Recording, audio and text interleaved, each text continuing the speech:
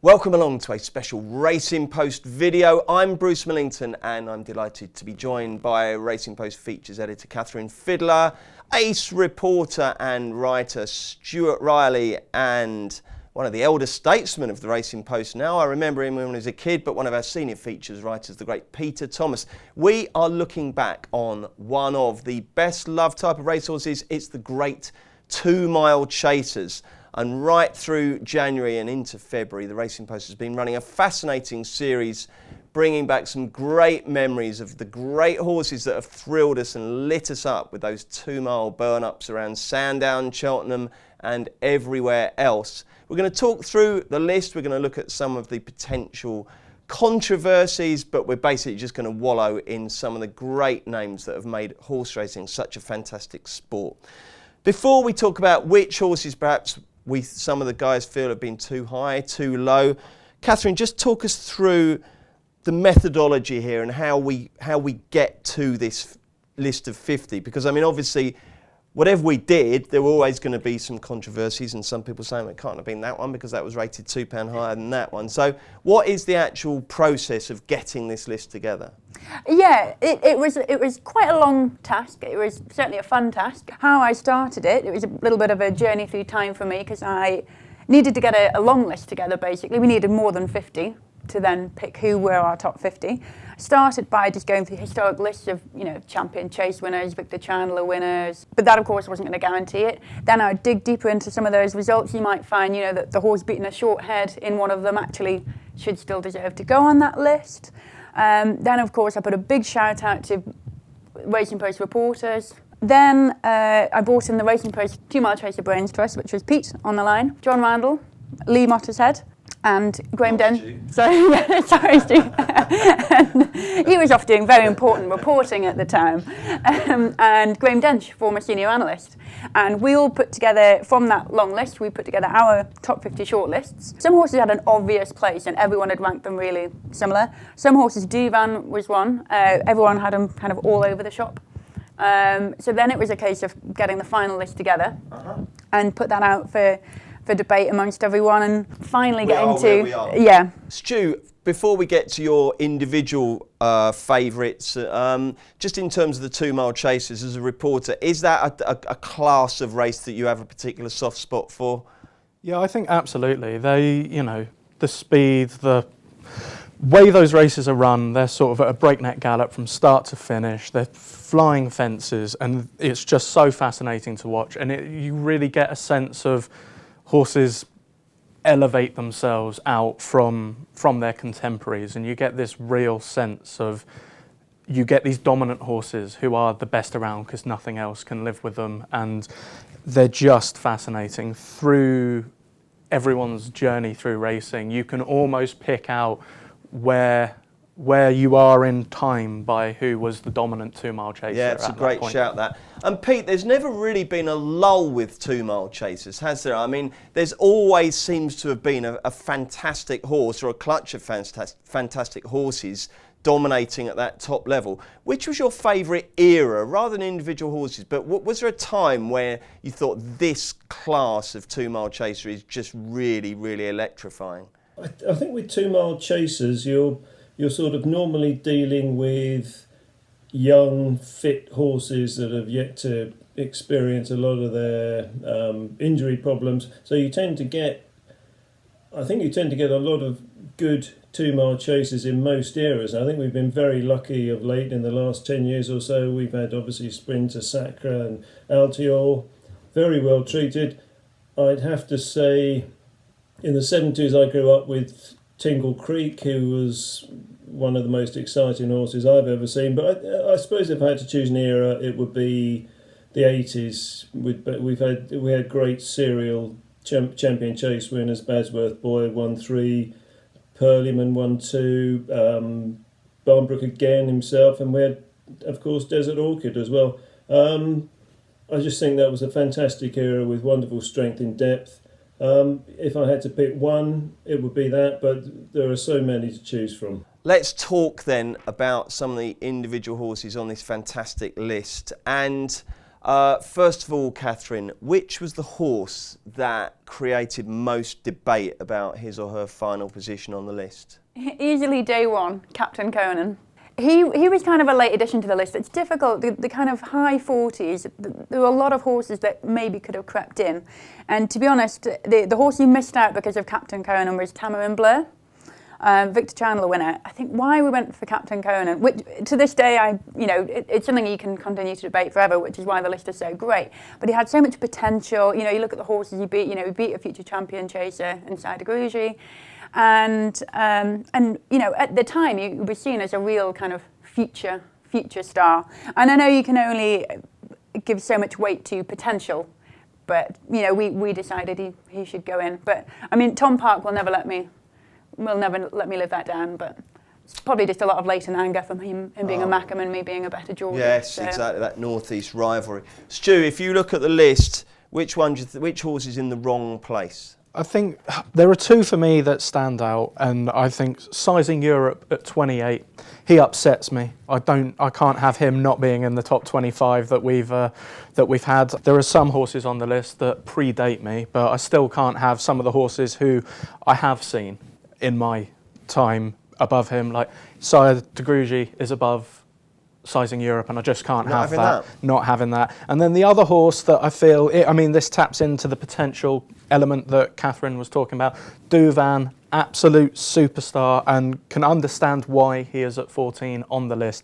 But personally, I just can't have it. I don't think he ever won an Open Grade 1, and that for me means you can't be in the top 20. You've got him too high. I've got him too low. Yeah, I think he's I've got him too high. Yeah, well, you see, this is the beauty of these I lists. think if he'd stood up at Cheltenham last March, I think he'd be banging that top 10. I just think that the horse, everything he ever did said he was just an absolute superstar. Oh, he was a worldie, but he never actually got to prove it to us. And that, for me, when you're coming to these lists of the greatest of all time, at the end of the day, for me, my judgment is based on overall achievement. And he never got the opportunity to do it, but because he didn't, I would have him slightly lower down the list. Okay, go on. And Stu makes a valid point about some of the much older horses are quite difficult to place. Dudley in particular, when we first put him on the list, 1920s chaser, I'll be honest, I was led by John Randall. There's not didn't know lines of form there, is there? Exactly, yeah. Form to go yeah, on. So it's very hard to judge. There wasn't even really a 2-mile championship race at that point. He won twice at the festival. He won the Grand Annual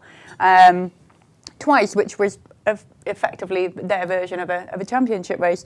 But now, having read John's wonderful piece, you think maybe should he have gone higher? But it would be very hard to justify. For him to go high? Was he pushing for all these old horses? No, John was a pillar of support, but wasn't too left the final decision to us. Pete, you had some input on the final list.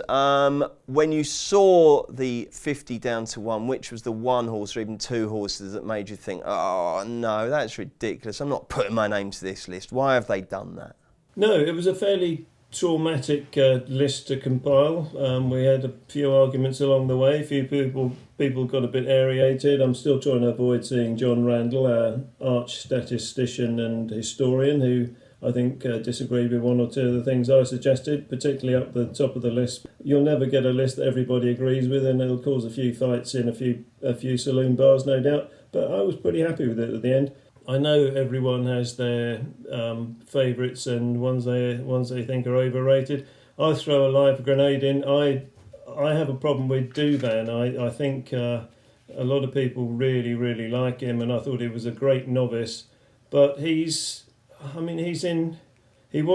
a very good novice, but you can look back at his form in those novice races, and I think he beat a horse called the Game Changer into second in a couple of his supposedly great novice wins, which I don't rate as fantastic form.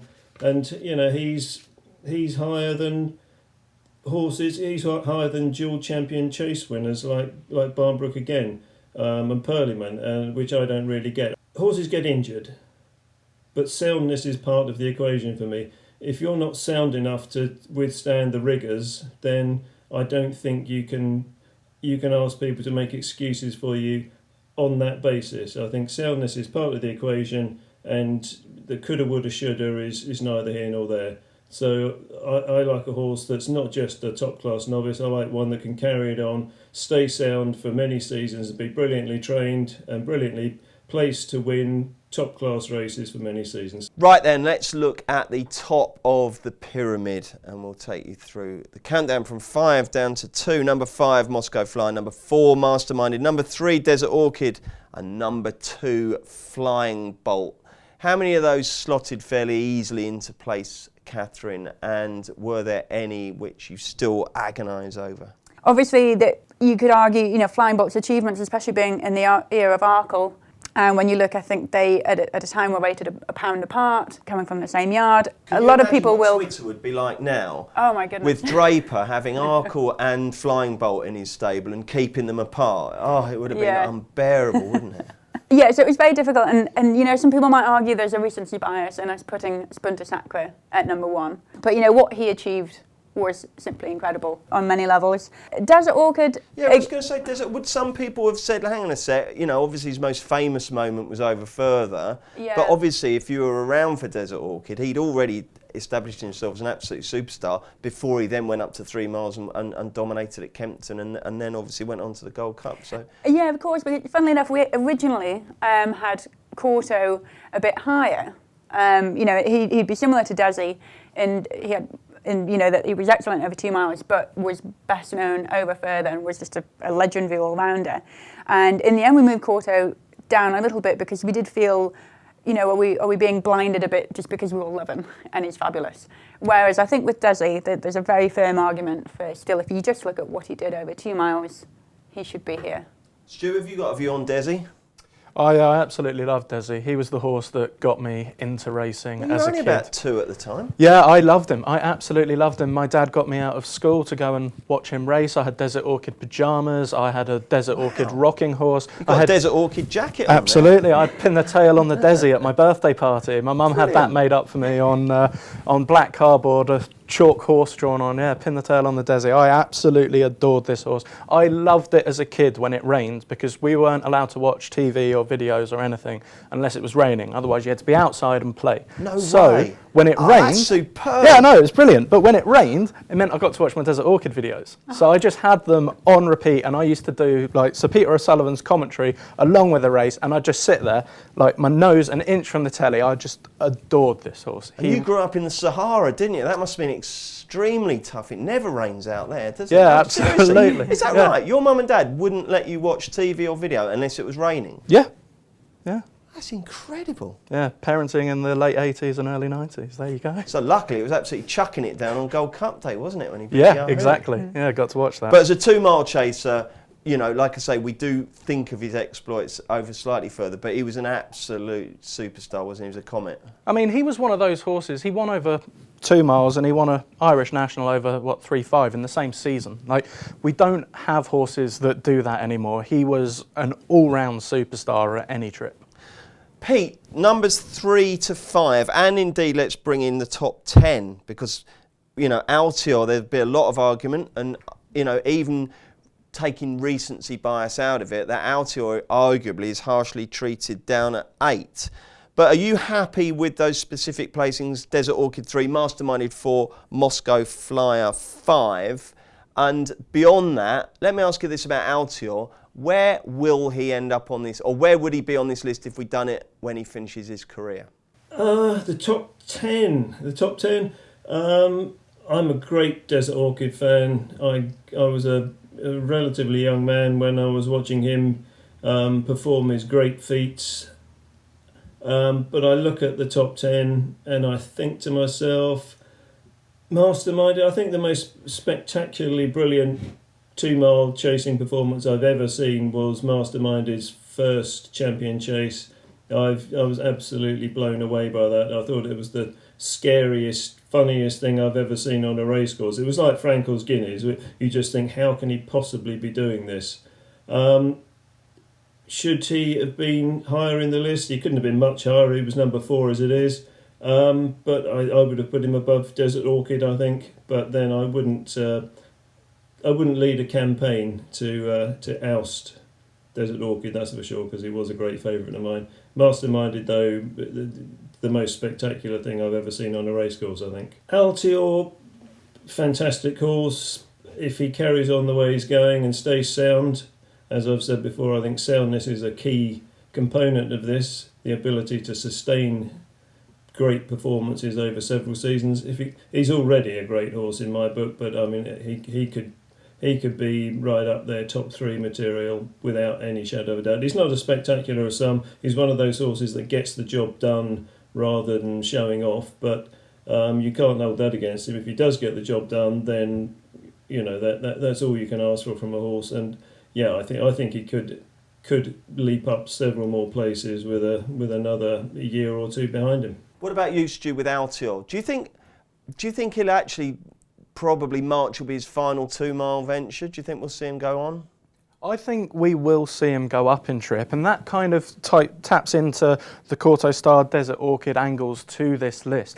If we push these horses up in trip and say we want to see them go further, they actually damage their standing on this list, because you go, he's finished at 2 champion chases, 2 Tingle Creeks, whereas if he stayed at 2 miles and won 3 or 4 or 5 of them, then absolutely bona fide number 1 on the list. If he goes up in trip, because everyone's saying, we want to see him tested. That is the beauty of these horses. There's no stud value to him. So why not find out what he can do? Wouldn't it be brilliant if he could win a King George? And I think that you can very much see them progressing him that way. It's the done thing, as we've said, with Courtauld Star and Desert Orchid. He can become that horse, and actually it moves him up the list of sort of people's overall in terms of where they sit. These horses that go and do it at multiple distances really just burrow their way deep inside you as a jumps fan. So it will be interesting. I think they will go up in trip with him, but it brings, when you come to lists like this, it then limits how much further up that list he can move if they do go down that route. Absolutely. We'll have to do another list for Star 2-mile and 3-mile chasers. Pete, before we talk about numero uno, you are old, but you're not quite old enough to remember Flying Bolt, but you are obviously an avid student of racing's history. Just tell us a bit about Flying Bolt and what made him so exceptional that he's ended up on number 2 on our list. Flying Bolt was this stablemate of Arkle. He was rated, I think, £2 behind Arkle. Some people say, I think Barry Brogan's been quoted, who rode both of them at home and who rode Flying Bolt on the track, said that he thought Flying Bolt was the better horse than Arkle, which is high praise indeed. The problem with Flying Bolt is, I think he's obviously lumped in with Arkle, and if you believe that Arkle was a stone and a half better horse than Courtauld Star or Sprinter Sacre, then fair enough. Flying Bolt should have been very much at the top of the list. He would have been 10 lengths clear at the top of the list. I worry about those historical ratings. I was reading a very interesting piece the other day saying it's just too much of a coincidence that 2 of the greatest steeplechasers of all time, the 2 greatest steeplechasers of all time, the 2 who were head and shoulders above all the others, a stone and a half, 20 odd pounds better than all the rest, what just happened to be in the same stable in adjacent boxes at the same time. It's hard to imagine, with all the many thousands of horses that have run, that could happen. I don't believe the Arkle rating, the Flying Bolt rating. I don't think they could possibly have been, the 2 of them could have been that far superior to the great horses we have around at the moment. Flying Bolt, I mean, he was an Irish national winner who won a champion chase and lumped big weights around in top class handicaps. He was very versatile and absolutely brilliant. I just don't buy into the fact that he was a stone and a half better than Sprinter Sacre, because if he was a stone and a half better than that, he'd be God. Okay, then that leads us on to top spot, the fantastic Sprinter Sacre, the black aeroplane, the extraordinary ball of muscle that absolutely took on the world and beat everyone, and then had the kind of romantic fairy tale aspect with his medical issues, and then coming back and doing what he did. Just an extraordinary horse. Katherine, was he the undisputed number 1? I should imagine John Randall was batting for Flying Bolt quite energetically, wasn't he? Yeah, there were a couple in the Flying Bolt camp, definitely. And it was a very difficult decision. But like you say, we weren't doing this purely on ratings, which would be impossible anyway because of the broad time period that we've covered. We had to factor in the whole element of the story, and like you say, the duration of his career, the issues he had, also the way in which he won. You know, that 2013 champion chase, you know, there's a whole track between him and the rest of the field. Yeah, just the talent he had, his jumping ability, and of course the rating as well comes into it, and that he was highly rated, the best female chaser of our time. And Stu, a rightful number one, do you think?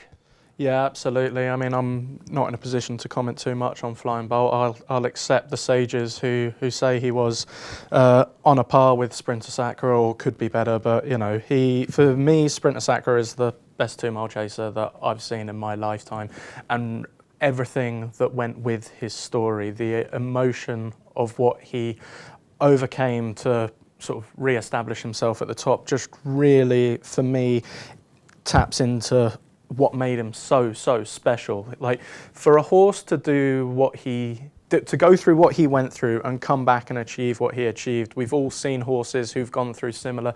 Denman came back and had his Hennessy win, and obviously it was an unbelievable moment. But Denman, post his heart scare, wasn't quite the same horse as he was beforehand, and his kind of Gold Cup record and that Grade 1 record shows that. The fact that Sprinter Sacre came back and was functioning at that elite level and still dismissing very good horses, just in terms of an overall emotive story, it's very hard to beat. Yeah, I mean, when he kind of petered out and pulled up very abruptly at Kempton that time, you just thought, okay, well, he's been a most fantastic horse. Hopefully they'll find a nice field for him to live out the rest of his days, but, you know, thank you and goodbye. But no, they persevered, they came back, and it was just an astonishing story. Pete, tell us what made Sprinter Sacre and his glittering career so special for you. He was my choice for number one. As I say, he wasn't a unanimous choice among our esteemed panel. But to me, he's certainly the best out-and-out 2 mile chaser I've ever seen.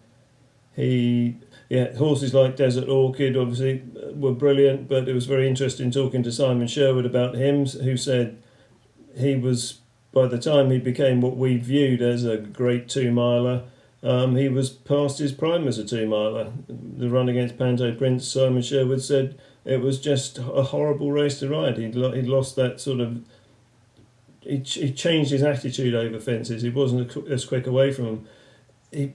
I don't think you could call him the greatest 2 mile chaser, and no matter how much I loved him. But you look at a horse like Sprinter Sacre, you look at that absolutely wonderful year when he won at all 3 festivals.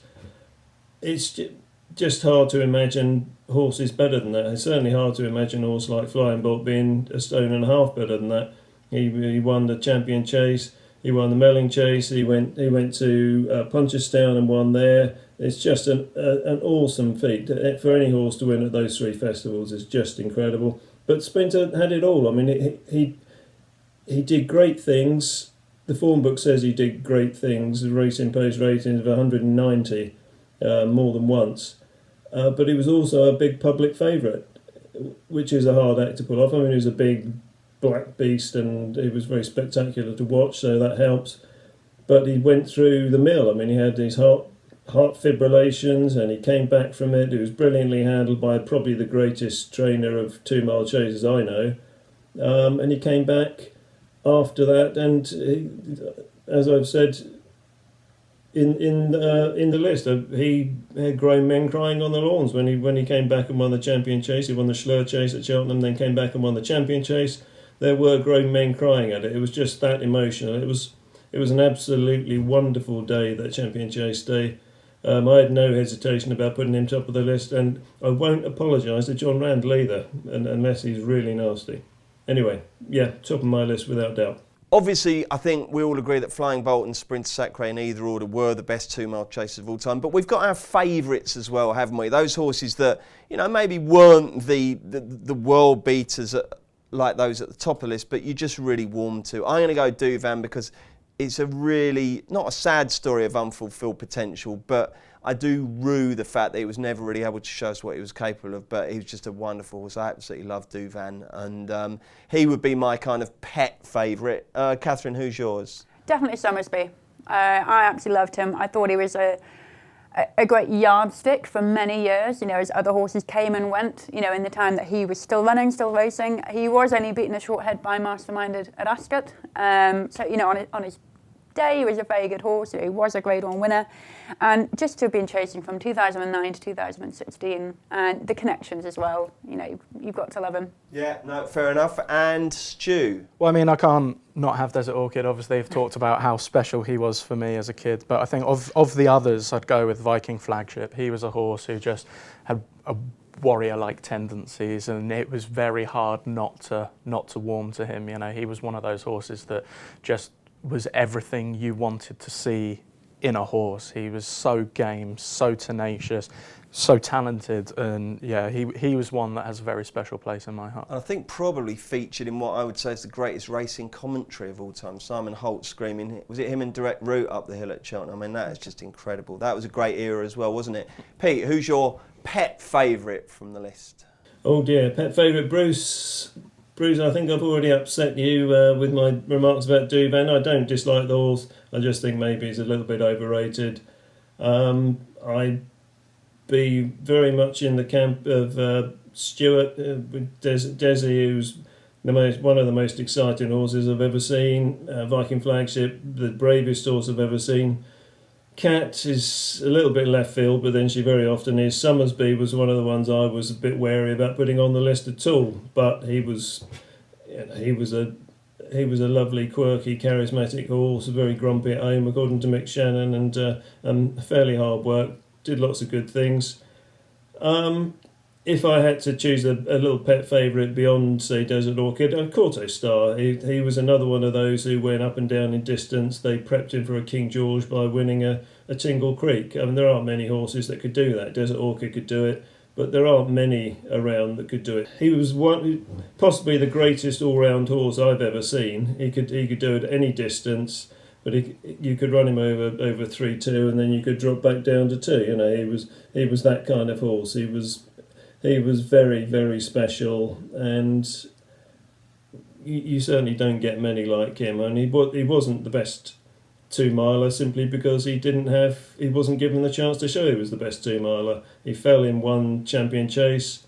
He won his Tingle Creeks, but then Clifford Baker said, the head man at Paul Nicholls' yard said, I'm absolutely certain if we'd have kept him to 2 miles, he would have won 3 champion chases, but we decided we'd go for 5 King Georges, 4 Betfair chases, and 2 Gold Cups instead. So it's not a bad decision in the end. But yeah, I guess he's my overall favourite if we're not looking solely at a 2-miler. Okay, that was a really nice nostalgic wallow. If you go onto YouTube, you can see all sorts of great videos and bring those names to life. Kat, have we got plans for another series? Where are we doing next? We've done great fillies and mares, haven't we? We've done 2-mile chases. What's next? Well, from the sounds of it, we better do great 3-mile stayers. Yeah, brilliant stuff. Why not? Let's line that up for next January. And if you are watching on YouTube, do please let us know your thoughts by making a comment. Which ones did the list get right? Which did they get wrong? Who should have been top spot? And who is your personal favourite and why? Join in the debate. Thank you very much to Katherine, to Stuart and to Peter. Thank you for watching. And like I say, plenty more great stuff on the Racing Post video YouTube channel.